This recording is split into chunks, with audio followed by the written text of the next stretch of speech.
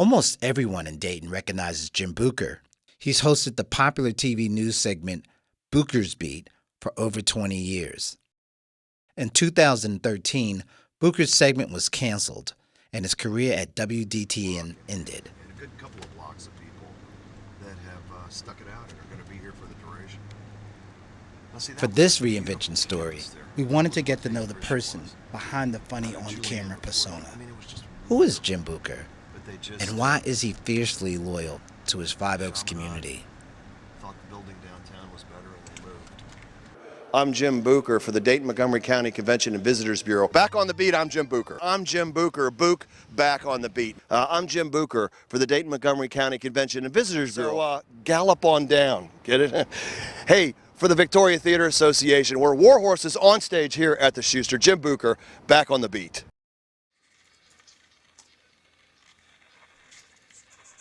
I grew up in this town. I saw it in the boom years, and then I saw it in the declining years, and now it's kind of in flux. I think the city is going to have to reinvent itself. Now, how you do that, I'm not sure. I'm from Dayton, Ohio. I grew up in Five Oaks and proud to be there.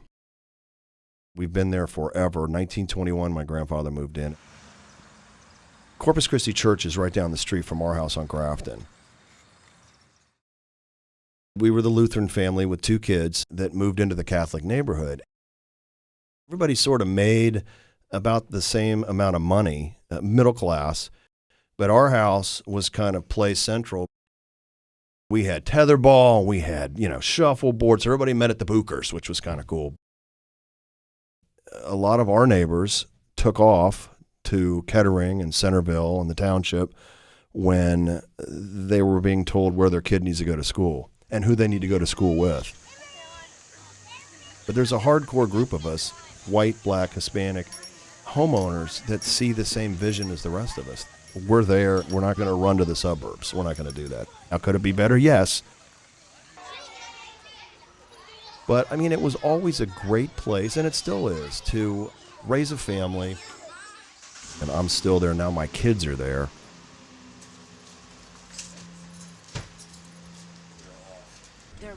It's clear that Jim has deep roots in his community and loves Five Oaks. But how did he get into television and eventually inducted into the Dayton Broadcasters Hall of Fame? It just doesn't work. See, they didn't have something like that when I was When I jumped into high school, I wasn't a big sports guy, but a lot of my friends would be in my movies. I had a Super 8 camera that I bought at a flea market when I was 14.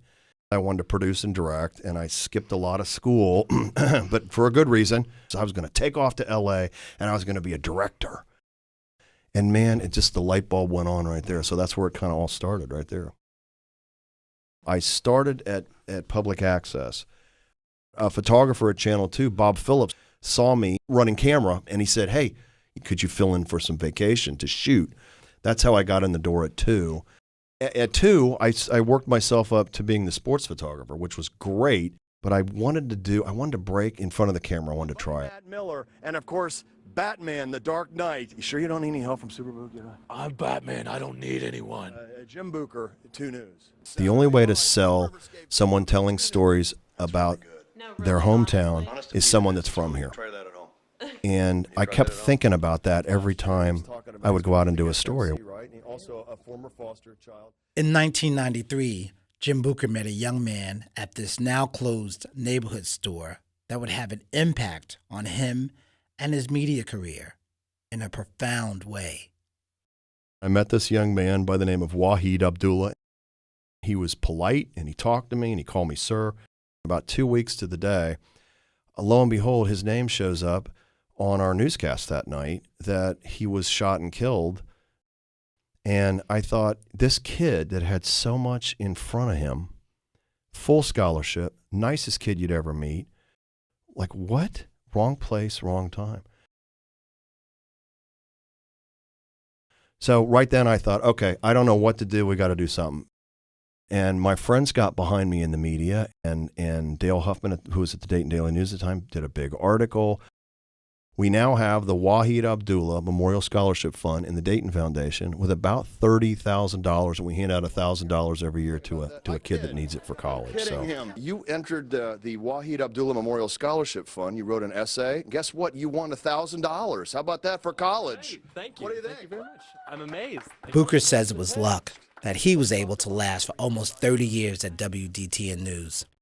That's almost an eternity in the turbulent career field of broadcast TV. Jim is optimistic about the future of this city and the direction his career is going since losing his job. 92 years the Buchers have been in this house. So this mantle has always had pictures of the family. So these are my babies. Now he's exploring new ways to use social media to help local businesses and organizations get their messages out. you know what, I've been on the air forever. You know, maybe somebody would want to use my voice. Maybe they'd want to use my face to be a spokesperson. And we're doing Facebook videos for people. We're calling it Book Back on the Beat. You know, they call it the cradle of creativity. Have you ever heard that term? The cradle of creativity here. And I think a lot of people get hung up on that. Oh, that was those guys in the past. That was Deeds and the Wright brothers and Paul Lawrence Dunbar. No. That can happen. Stop thinking in the past. And stop thinking about, oh, that's the way we've always done it. No. That's the worst thing you can say. The worst thing you can say. And, you know, I think there's a lot of good people here. And I think people are reinventing themselves. And businesses are reinventing themselves. Now, are we over the hump? No. But, you know, you can see the light at the end of the tunnel. You really can see it. You almost can grasp it. It's a win-win. Five Oaks gets to keep their hometown hero, and this favorite son of Dayton gets to continue doing what he loves for his community.